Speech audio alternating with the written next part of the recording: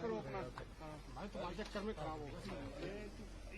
किसी को पकड़ा के पीछे होना। दिल्ली विधानसभा चुनाव में लोक जनशक्ति पार्टी रामविलास एनडीए गठबंधन के तहत हम लोग चुनाव लड़ने जा रहे हैं।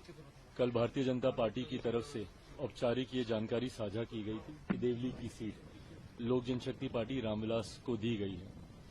मुझे खुशी है इस बात की कि देवली की सीट पर लोक जनशक्ति पार्टी ने एक ऐसे प्रत्याशी को लड़ाने का फैसला किया है जिन्होंने निरंतरता में समाज, अपने क्षेत्र के लोगों के बीच बिना किसी लालच के, बिना किसी चाहत के, निरंतरता में लंबे समय से इन्होंने कार्य करने का काम किया। दीपक तंवर जी आज से नहीं, दशकों से मेरे परिवार, मेरे नेता आदरणीय रामविलास पासवान जी के विचारों, सिद्धांतों के साथ ये जुड़े रहे हैं और ये इच्छा न सिर्फ मेरी बल्कि मेरे नेता आदरणीय रामविलास पासवान जी की भी थी कि इनमें वो काबिलियत है, एक जनप्रतिनिधि के रूप में समाज की, क्षेत्र के लोगों की सेवा करने की भावना है इनमें और इनको जरूर मौका मिलना चाहिए। मुझे खुशी है कि आज लंबे समय के बाद इनको वो मौका मिला और उम्मीद ही नहीं, पूरा विश्वास है कि गठबंधन के तहत देवली सीट से जो ये चुनाव लड़ने जा रहे हैं, इनकी जीत तो सुनिश्चित है ही, बल्कि मैं मानता हूं कि एक बड़े मार्जिन से ये वहां से जीतेंगे। गठबंधन में तमाम साथियों का स्नेह, प्यार, आशीर्वाद इनको प्राप्त है और लोक जनशक्ति पार्टी रामविलास का हर नेता, हर कार्यकर्ता पूरी मेहनत के साथ न सिर्फ इस बात को सुनिश्चित करेगा कि दीपक जी की जीत वहां से हो, बल्कि एनडीए की हर एक प्रत्याशी की जीत।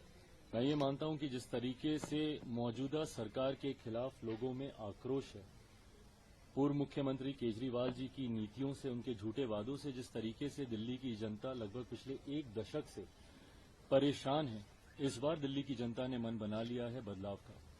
प्रधानमंत्री आदरणीय नरेंद्र मोदी जी की सोच वाली सरकार इस बार दिल्ली में बनेगी और मैं मानता हूं कि भारतीय जनता पार्टी के नेतृत्व में एक मजबूत एनडीए की सरकार 8 तारीख को परिणामों के बाद बनने जा रही है। एक तरफ इंडिया गठबंधन बिखर रहा है, दूसरी तरफ एक गठबंधन मजबूत हो रहा है। इंडिया गठबंधन के बिखरने को कैसे देखते हैं आप?